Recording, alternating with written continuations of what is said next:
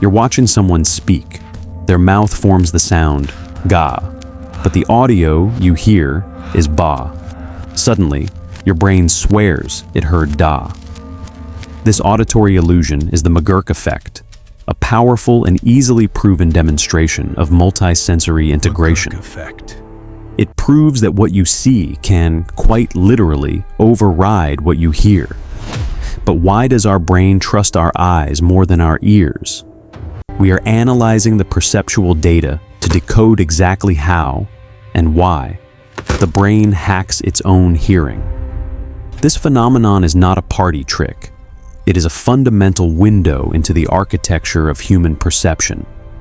It reveals that our experience of reality is not a direct recording, but a constructed, edited, and fused product. The effect was discovered by accident. In 1976, cognitive psychologist Harry McGurk and his research assistant, John McDonald, were studying how infants perceive language at different developmental stages. They were preparing a video and the technician had made an error. They had dubbed the audio of someone saying "ba ba" over a video of the same person mouthing the syllables "ga ga." When McGurk and McDonald played the tape, they didn't hear "ba" and they didn't hear "ga." Their brains split the difference. They, and almost everyone else who heard it, perceived a third, completely different sound. They heard "da da." This wasn't just confusion, it was fusion. The brain, when presented with conflicting information from two of its most trusted senses, didn't just pick one. It created a best bet, a new reality that synthesized both inputs. The ga sound, known as a velar plosive, is made at the back of the mouth. The ba sound, a bilabial plosive, is made at the front, with the lips. The brain heard ba, but it saw ga. It tried to find a logical compromise. What sound is made in the middle of the mouth, somewhere between the lips and the soft palate? Da, an alveolar plosive, made by the tongue on the alveolar ridge. The brain invented a sound that didn't exist in the room because it was the most logical solution to the puzzle. The investigation shows this isn't a conscious choice. It's an automatic, involuntary, and deeply revealing glitch. To understand the why, we must investigate the where. This isn't a flaw in the ear or the eye. It's a process happening deep inside the brain's integration centers. The primary location for this audio-visual merger is a region called the superior temporal sulcus, or STS. The STS is a critical junction box. It's where the brain takes the raw data streams from the auditory cortex, what you hear, and the visual cortex, what you see, and attempts to bind them into a single, coherent event. In most real-world scenarios, this system is flawless. You see a glass break, you hear the smash at the same time, and the STS binds them. Event: broken glass. But the McGurk Effect is a stress test. It's a glitch we are introducing on purpose. We are sending two signals that do not match. Here, the brain has to make a choice, and its decision-making is weighted. According to a 2011 study published in Neuroscience and Biobehavioral Reviews on sensory dominance, the human brain has a measurable bias.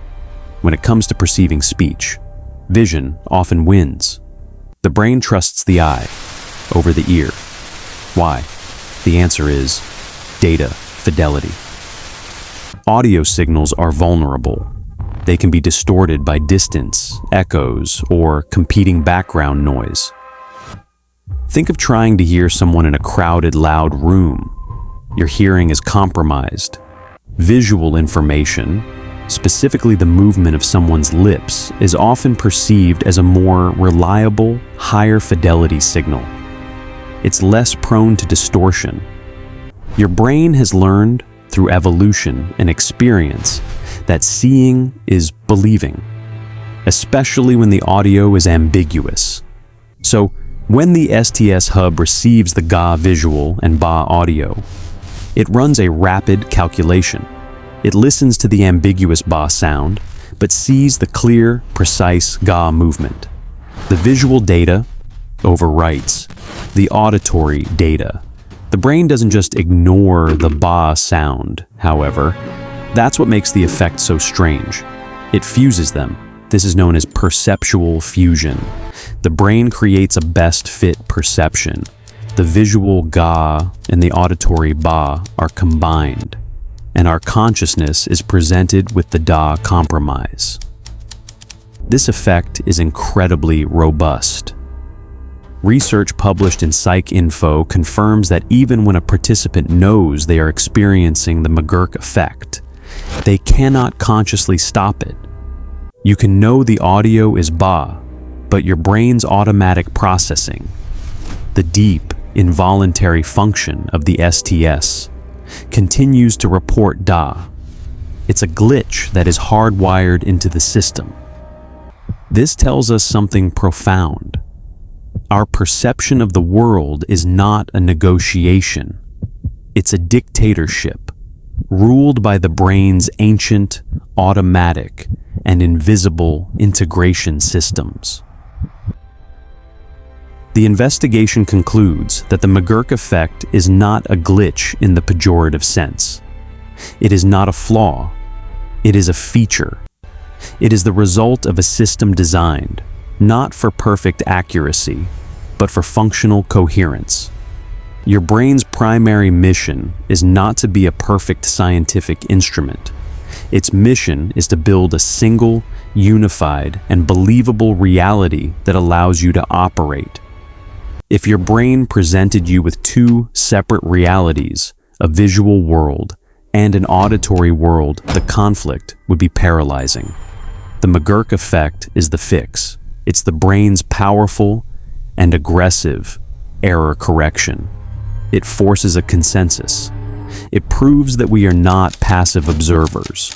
We are active constructors of our own reality.